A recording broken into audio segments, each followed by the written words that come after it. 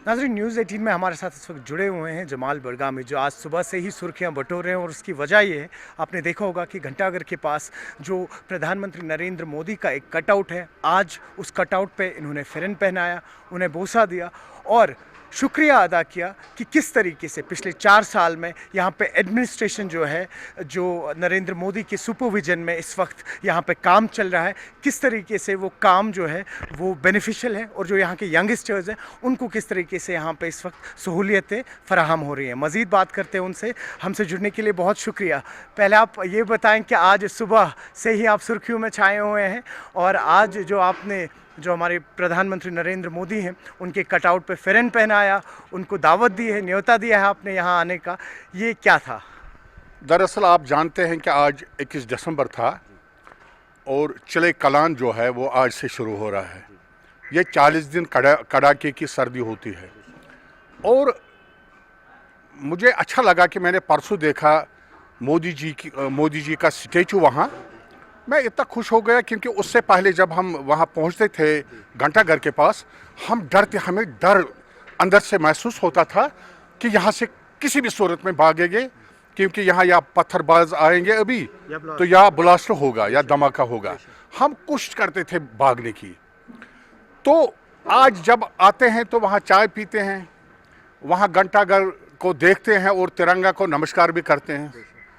तो मुझे कल रात 2 बजे ये आइडिया आया कि मुझे जाना था दिल्ली। मैंने सोचा कि मैं साहब का प्राइम मिनिस्टर वीपी सिंह को भी फ़िरन पहनाता था, मगर दिल्ली जाके मैंने सोचा यार मोदी जी तो हमारे घंटाघर के पास ही है, उनको सुबह नमस्कार करेंगे और उनको फ़िरन पहनाएंगे।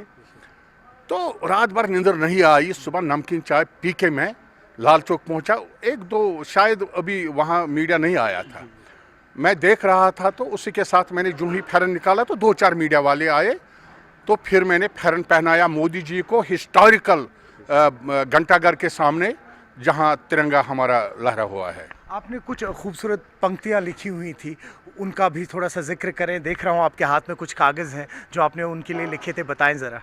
दरअसल आप जानते हैं मैं कवि हूँ, ज़्यादा मैं कश्मीरी में लिखता हूँ। आज मैंने कोशिश की थोड़ा उर्दू में लिखने की।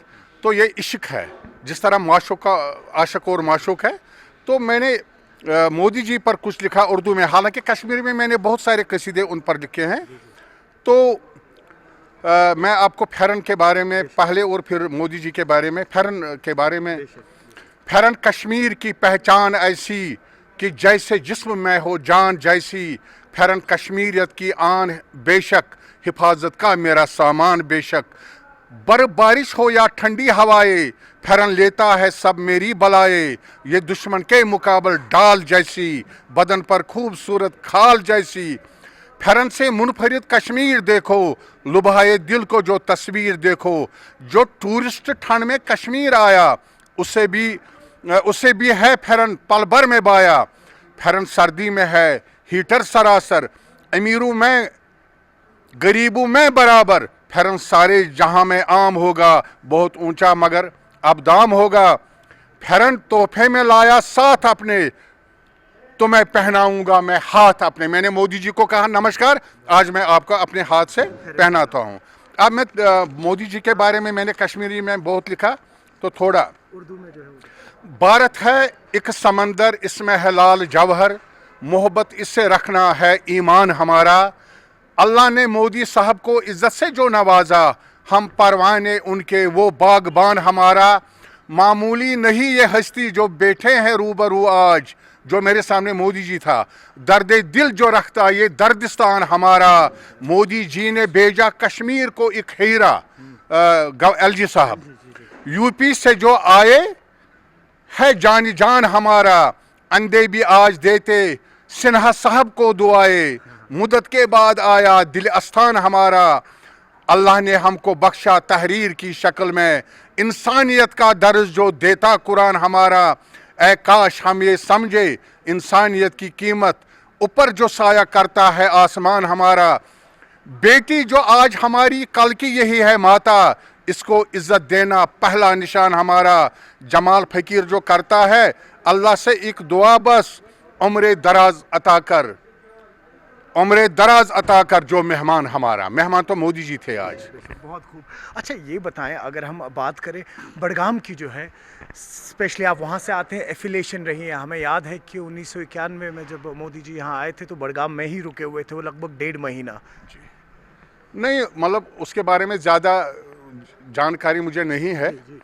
तो उस वक्त की वो तो रुका है, सुना भी है बहुत सारे। ये मैंने मतलब मुझे लगता है कि मैं भी उनसे मिला होगा, मगर बात यह है कि जहन में नहीं है इस वक्त, क्योंकि लोग बहुत थे, उनके साथ बहुत कुछ थे।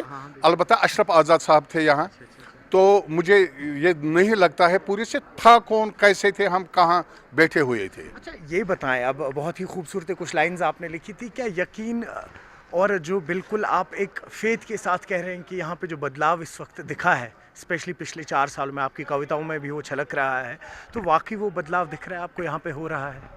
देखो, बदलाव के बहुत बहुत सारे किस्म होते हैं। पहले हम कश्मीरी है, तो आप जानते हैं यहाँ बेरोज़गारी भी है, गुर्बत भी है, और मोदी जी ने जो काम किया वो सारे मुल्क के लिए उसने किया। मतलब देखो, अल्लाह ऊपर देखता है, कम से कम हमारा फ़र्ज़ है सच बोलना जो हम देखते हैं।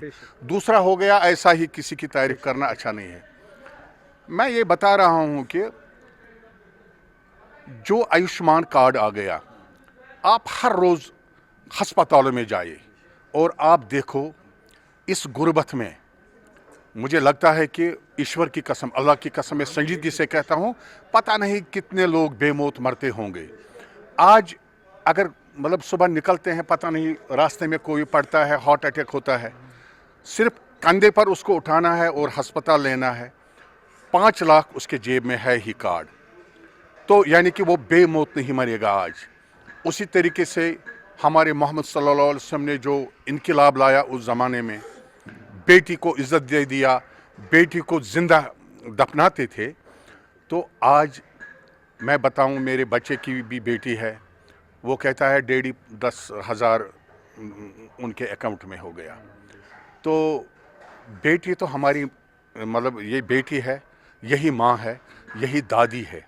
जब हम इसकी कदर करेंगे ना, अल्लाह ऊपर देखता है। और कहीं ना कहीं अगर हम बात करें, बहुत ट्रांसपेरेंट मैनर में आज चीज़ें होती हैं। वही सेक्रेटरीट जहाँ पे सालों साल जो है फाइलें एक टेबल पे रहती थी, आज वही बाबू लोग जो है वो कोशिश करते हैं कि फ़ाइल हमारे पास ज़्यादा देर ना रहे, हमारे दस्तखत हो या जो हमारे तक जो भी काम हो वो निपटा के इसको आगे बढ़ाए। और एक जो वो ट्रांसपेरेंट फॉर्म आ चुकी है डिजिटलाइजेशन में, पटवारियों को देख लीजिए, सालों साल घुमाते रहते थे अगर उनकी ज़मीनों की बात होती है, आज सब ट्रांसपेरेंट हो रहा है कहीं ना कहीं। उतना नहीं, बल्कि करप्शन जो है ना, करप्शन अभी भी है, मगर थोड़ा है डर डर के, डर डर के। पहले खुलम खुला होता था। मतलब हमारा वहाँ बड़गांव में एक मतलब पानी नहीं मिलता था, तो वहाँ करोड़ों अरबों रुपए निकालते थे, फज बिलें जिनको कहते हैं, हाँ फेक बिलें।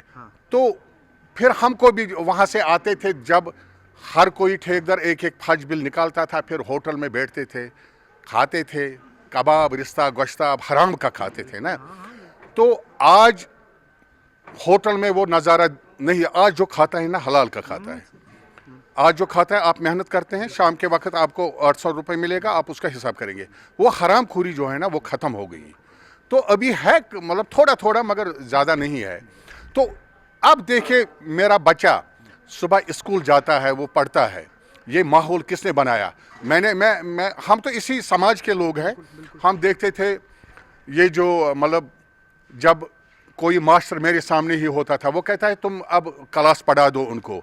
आज सुबह वो 9 बजे निकलता है, शाम 5 बजे आता है। आज हम अपने बच्चों को देखते हैं ना, छोटे छोटे बच्चों को घरों में, वो आज मतलब मेहनत करके ज़हीन होते हैं। वो कारण यही है, सारा बदल गया, ऐसी बात नहीं है। करप्शन भी ख़त्म हो गया और हर दफ्तर में मुलाजिम रेडी होते हैं। और मैंने परसों देखा, एक लड़की थी, वो स्कूल ऑफिस जाती थी, उसने कहा अरे सोमो वाले जल्दी हमें छोड़ दो, मुझे 5 मिनट लेट हो गए। पहले तो ये नहीं हुआ होता था। तो हमें दाद देना चाहिए ना, चेंज हो गया। अब उनको अच्छा नहीं ये लगता, जिनको लूट खसूट करने की आदत थी। तो अब एक चीज़ है यहाँ, अब जहनी बेदारी आ रही है। जिन्होंने हमें इस्तेसाल किया मतलब पुरानी सियासी पार्टी, चाहे सो मैं किसी पार्टी से नहीं, नेशनल कॉन्फ्रेंस हो, पीडीपी हो, इन्होंने लूट खसुट करने में कोई कसर बाकी नहीं छोड़ी। मैं मोदी जी से आपकी वसातत से अपील करता हूं कि ईश्वर के वास्ते अभी बहुत सारे यहाँ कांड है, तो उनको निकाल दीजिए और उनको एहतसाब कर लीजिए और उनको जेल भर दीजिए। तो ये दिल में सारे जवानों का अरमान है। मतलब ये नहीं है कि मामूली हम किसी को देखते हैं फिर 4 दिन ये कहते हैं फिर हमको बंद कर दिया। अरे तुम्हारे पास अभी एहतसाब बहुत है, अभी आपको एहतसाब लेना है, अभी आपको जेलों में जाना है, अभी सड़ना है।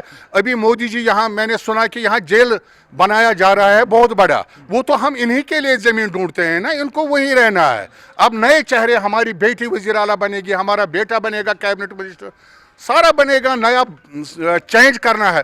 मैं कश्मीरियों से भी अपील करता हूँ ईश्वर के वास्ते, इनके ये जो पुराने जो है ये झूठ बोलते हैं, अब झूठ बोल बोल के हम इतना तंग आए। अब अगर हम इस टॉपिक को कट नहीं करेंगे तो मतलब हार्ट अटैक होने का खतरा है। इतना झूठ बोलता है, धारा 370 वो ये टाइम हमारा फजूल किया, इतना असम्बली में इतना टाइम और इतने पैसे लगते हैं असम्बली को, और वहाँ पता नहीं ये क्या कारिस्तानी बता रहे हैं वहाँ। इसलिए मैं भी जवानों से गुजारिश करता हूँ अल्लाह के वास्ते, ये भी है कि अभी बहुत करना है कश्मीर को, खासकर जो बेरोज़गार नौजवान है, पढ़े लिखे हैं।